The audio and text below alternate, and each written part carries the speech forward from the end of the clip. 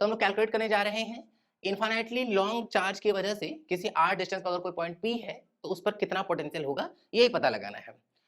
अब अगर हम वीडियो शुरू कर सकते थे इस तरह से भी कि नहीं चालू ही कर देते सीधा कहानी, लेकिन हम तो एक बहुत इंटरेस्टिंग बात से शुरू कर रहे हैं कि सही से बोला जाए तो पोटेंशियल निकाला ही नहीं जा सकता एक सर्टेन पॉइंट पर इस क्वेश्चन में, ठीक है ना।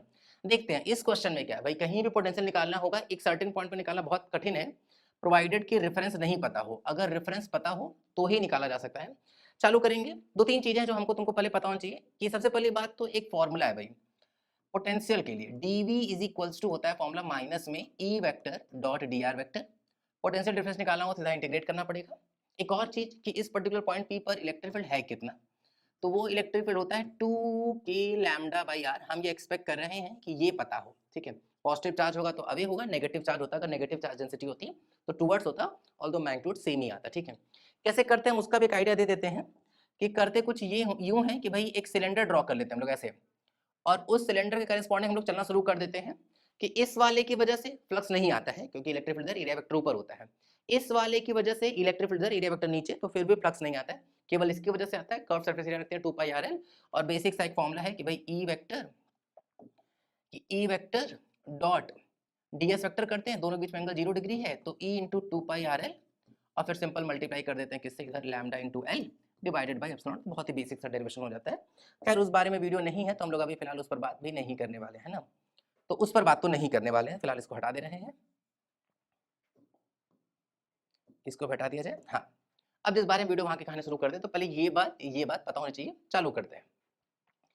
अगर हम लोग पोटेंशियल कैलकुलेट करने का शुरुआत करें, सबसे पहले रखते हैं इसको, तो dv is equals to minus E की बात करें अगर कितना आ जाएगा 2k lambda by R into में डी आर। अब एक और बात, जैसे कुछ टीचर थोड़ा गलत बोल दे रहे हैं, जैसे मतलब गलती से हो सकता है उनसे बात हो जा रही है, टीचर्स बोल दे रहे हैं कि इन्फानाइट पर जो पोटेंशियल है वो जीरो। गलत है भाई, है ना, बिल्कुल गलत है।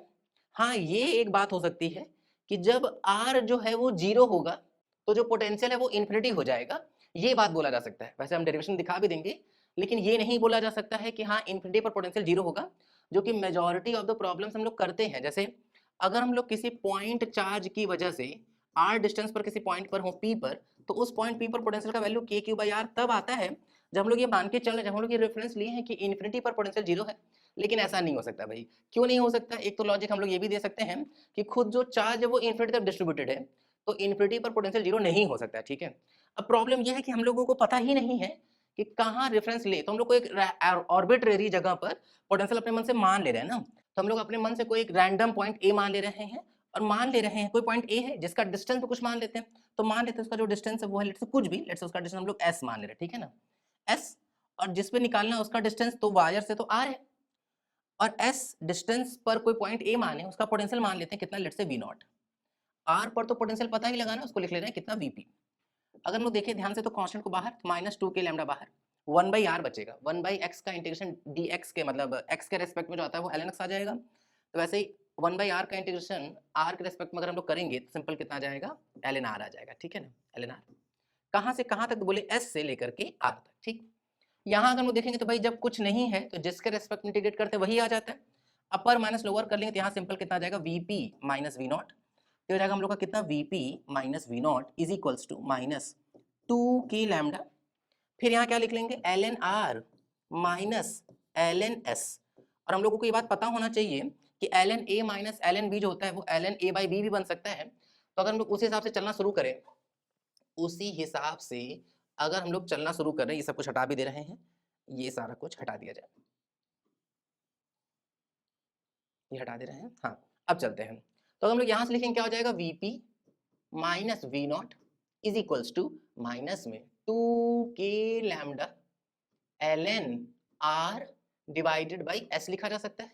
क्लियरली जो वीपी आ जाएगा वो क्या आ जाएगा, माइनस में 2k lambda L N R by में एस, और प्लस में क्या हो जाएगा यहाँ पे वी नॉट।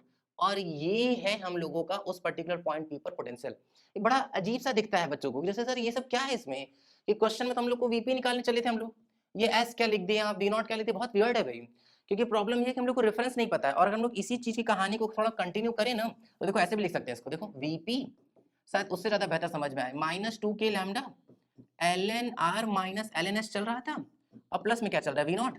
अगर हम माइनस के अंदर मल्टीप्लाई कर ले -2 के लैम्डा का, तो ये आ जाएगा -2 के लैम्डा ln r प्लस 2 के लैम्डा ln s और प्लस में क्या हो जाएगा v नॉट। अब अगर हम लोग ठीक से जो हम शुरुआत में बोले थे वो वाली बात पे आ रहे हैं कि जैसे अगर मान लेते हैं फिलहाल कि हम लोग को रेफरेंस वगैरह पता लगाना है, तो ये सब अगर हम हटा दें, अगर हम लोग ठीक से चले यहाँ पे, तो अगर हम r को रख दें 0, ln 0 की वैल्यू इन्फिनिटी होती है और जब बहुत ज़्यादा हम पास होंगे तो वहाँ पे पोटेंशियल इन्फिनिटी होगा। लेकिन अब दिक्कत ये है कि भाई इन्फिनिटी वगैरह तो है, हम लोग बोल तो देते हैं लेकिन एक्सप्रेशन में लिखना ठीक नहीं है, तो ये हमेशा एक रेफरेंस पर डिपेंड करेगा। इसीलिए अगर ध्यान दिए हो तो कई बार कई सारे टीचर ये सब क्लास में डिस्कस भी नहीं करते और बहुत अजीब है भाई। इस पर ही क्वेश्चन आ गया जेईई मेंस 2025 में। अगर आपको अभी भी फर्दर कुछ डाउट है तो उसको कमेंट में लिख करके पूछ लेना है। और दूसरी एक और बात कि किस तरह का प्रश्न आ सकता है, उसका वीडियो भी हम डिस्क्रिप्शन में दे दिए हैं। जेईई मेंस 2025 में वो लिटरल आ भी चुका है क्वेश्चन, तो डिस्क्रिप्शन में जाकर के उस पर बेस्ड क्वेश्चन भी देख लेंगे, इस पर बेस्ड मतलब, ठीक है ना। Thank you.